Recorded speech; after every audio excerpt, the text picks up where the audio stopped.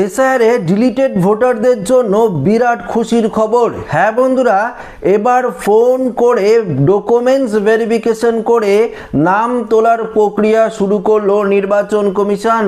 যদি আপনার নাম এসআইআর থেকে ডিলিট হয়ে থাকে এবং যদি আপনারা ট্রাইব্যুনালে আবেদন করে থাকেন, অবশ্যই ভিডিওটি আপনারা প্রত্যেকেই দেখবেন, তাহলে পরিষ্কারভাবে বুঝতে পারবেন যে আপনার নামটি এসআইআর এর লিস্টে উঠবে কি না। আমি একদম আপনাদেরকে লাইভ প্রমাণ সহকারে দেখিয়ে দেব। তো অবশ্যই ভিডিওটি আপনারা দেখবেন এবং নতুন হয়ে থাকলে চ্যানেলটিকে সাবস্ক্রাইব করে পাশের দেওয়া বেল আইকনটিকে প্রেস করে অল নোটিফিকেশনটিকে বাজিয়ে দেবেন। তো বন্ধুরা, প্রথমত আপনাদেরকে একটি বিষয় জানিয়ে দেই।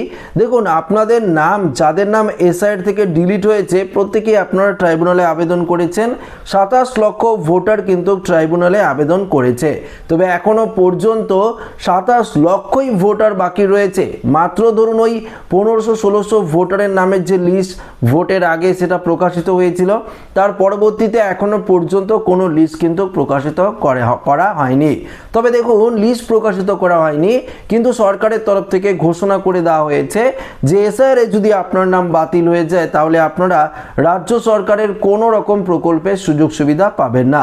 তো দেখুন, এই 27 লক্ষ ভোটার যে শুধুমাত্র ছেলেরাই রয়েছে এমনটা নয়, বহু মহিলা ভোটার রয়েছে। আবার আপনারা জানেন যে মহিলা ভোটাররা অন্নপূর্ণা ফান্ডের প্রকল্পের টাকা পাবে। তো যদি আপনার নাম ডিলিটেড হয়ে থাকে তাহলে তো আপনারা পাবেন না, কিন্তু আপনারা যদি ট্রাইব্যুনালে আবেদন করে থাকেন তাহলে আপনারা এই প্রকল্পের টাকা পাবেন যতক্ষণ না আপনার নাম নিষ্পত্তি হচ্ছে। এটা কিন্তু পরিষ্কারভাবে জানিয়ে দিয়েছে। তবে আসুন আপনাদেরকে প্রথমত একটি লাইভ প্রমাণ দেখিয়ে দিই, তারপর আমরা আরও বিস্তারিত আপডেটে যাব। তো আমি সর্বপ্রথম আপনাদেরকে অন স্ক্রিনে আপনাদেরকে দেখিয়ে দিচ্ছি। দেখুন, অন স্ক্রিনে আপনারা দেখতে পারবেন এখানে একজনের অ্যাপ্লিকেশন আমি দিয়েছি। অ্যাপ্লিকেশনটি দেওয়ার পর এখানে পরিষ্কার লেখা রয়েছে যে অ্যাকশন টেকেন। তিনি ট্রাইব্যুনালে আবেদন করেছিলেন 29শে মার্চে তিনি ট্রাইব্যুনালে আবেদন করেছিলেন। তখন তার স্ট্যাটাস পেন্ডিং ছিল, কিন্তু পরবর্তীতে অ্যাকশনটা নেওয়া হয়েছে 22 এই মে মাসের 22 তারিখে কিন্তু তার যে ভেরিফিকেশন সেটা প্রসেস হয়েছে এবং সেখানে স্ট্যাটাসটি লেখা রয়েছে ইনক্লুড ইন ই রোল, অর্থাৎ তার নাম কিন্তু ই রোলে উঠে গেছে। কিন্তু সেই ব্যক্তি এখনো পর্যন্ত সেই লিস্টটি তো পায়নি। তিনি স্ট্যাটাস চেক করে কিন্তু বিষয়টি দেখতে পেরেছে। তার স্ট্যাটাসটি আমি ইপিক নাম্বার দিয়ে চেক করে দেখলাম, সেটি আপনাদেরকে আমি অন স্ক্রিনে দেখিয়ে দিলাম। কিন্তু দেখুন, আপনারাও কিন্তু এভাবে স্ট্যাটাসটি চেক করে দেখতে পারেন যে আপনার নামটি ইনক্লুড ইন ই রোলে লেখা রয়েছে কিনা।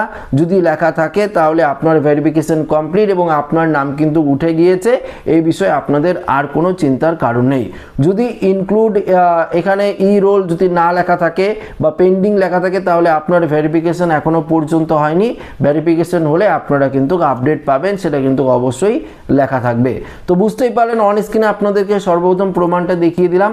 দেখুন, এক ব্যক্তিকে ট্রাইব্যুনাল থেকে ফোন করা হয়েছে এবং তাকে ফোন করে বলা হয়েছে তার নাম সেটি অমুক কিনা, এবং পাশাপাশি তার যে ডকুমেন্টসও কিন্তু বলা রয়েছে আপনি কি কি ডকুমেন্টস দিয়েছেন, বা কোনো রকম যদি সমস্যা থাকে সেখানে ট্রাইব্যুনাল থেকে কিন্তু আপনাকে ফোন করা হচ্ছে। ফোন করে কিন্তু ভেরিফিকেশন প্রসেসটা কিন্তু করা হচ্ছে এবং ভেরিফিকেশন করা হয়ে গেলেই কিন্তু আপনার নাম ইনক্লুড ইন ই রোলে কিন্তু আপডেটে চলে আসছে। তো দেখুন, অবশ্যই আপনারা কি করবেন, আপনি এসআর এর সময় যে ফোন নাম্বারটি দিয়েছিলেন সেই ফোন নাম্বারটি আপনি সচল রাখবেন। দেখবেন সেই মোবাইল নাম্বারটিতে অর্থাৎ ফোন নাম্বারটিতে অবশ্যই রিচার্জ রয়েছে কিনা, নেটওয়ার্কের মধ্যে রয়েছে কিনা, সেই সিমটি সচল রয়েছে কিনা, সেই সিমটিতে ফোন আসছে কিনা সেটি কিন্তু অবশ্যই আপনাদের লক্ষ্য রাখতে হবে। কারণ ট্রাইব্যুনাল থেকে সবাইকে তো ফোন করছে না, কিছু কিছু ব্যক্তিদের কিন্তু ফোন করা হচ্ছে। তো আপনাকেও যখন তখন ফোন করতে পারে বা আপনার বাড়িতে বিএলওর মাধ্যমে নোটিশও আসতে পারে, তারা ডকুমেন্টস সাবমিট চাইতে পারে। দেখুন, সমস্ত কিছু প্রসেস কিন্তু অনলাইনের মাধ্যমেও করা হচ্ছে, ভিডিও কনফারেন্সের মাধ্যমে করা হচ্ছে। তো হয়তো নোটিশ যদি আসে, নোটিশের মধ্যে একটি আইডি লেখা থাকবে গুগল ডিউয়ের, সেখান থেকে আপনারা কিন্তু ভিডিও কনফারেন্সের মাধ্যমে হিয়ারিং যুক্ত হতে পারেন। পাশাপাশি ইমেল আইডি থাকবে, ডকুমেন্টসও আপলোড করতে পারেন।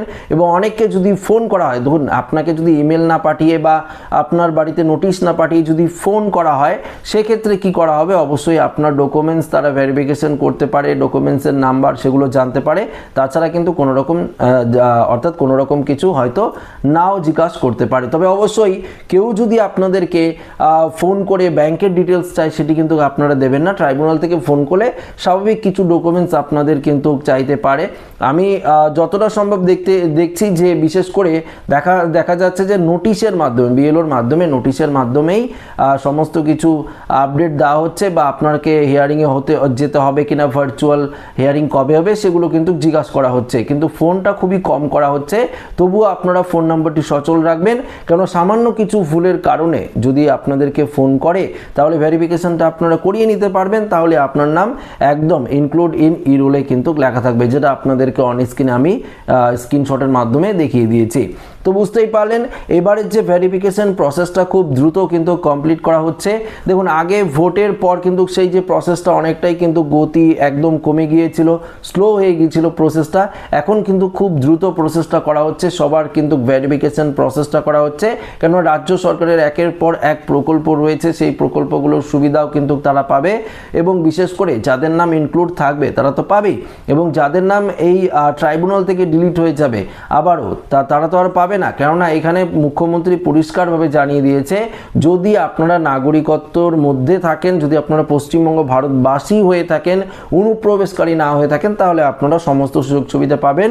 যদি আপনারা অনুপ্রবেশকারী হয়ে থাকেন তাহলে কিন্তু আপনাকে পুশ ব্যাক করা হবে, অর্থাৎ আপনি যেখান থেকে এসেছেন সেখান থেকে কিন্তু আপনাকে তাড়িয়ে দেওয়া হবে। এটা কিন্তু পরিষ্কারভাবে জানিয়ে দেওয়া হয়েছে, এবং আপনি কিন্তু কোনো রকম সুযোগ সুবিধা পাবেন না রাজ্য সরকারের কোনো প্রকল্পের। আপনি যে ডকুমেন্টসগুলো বানিয়েছেন সেটা ভুয়ো পদ্ধতিতে যদি বানিয়ে থাকেন বা যেভাবে বানিয়ে থাকেন, সমস্ত ডকুমেন্টস কিন্তু ক্যান্সেল পর্যন্ত করা হবে, এমনটাই কিন্তু জানিয়ে দিয়েছে মুখ্যমন্ত্রী শুভেন্দু অধিকারী। তো বন্ধুরা, আপডেটটি যদি ভালো লেগে থাকে অবশ্যই লাইক করবেন, বন্ধুদের সাথে শেয়ার করবেন, নতুন হয়ে থাকলে চ্যানেলটিকে সাবস্ক্রাইব করে আমাদের সঙ্গে জুড়ে থাকবেন। ধন্যবাদ।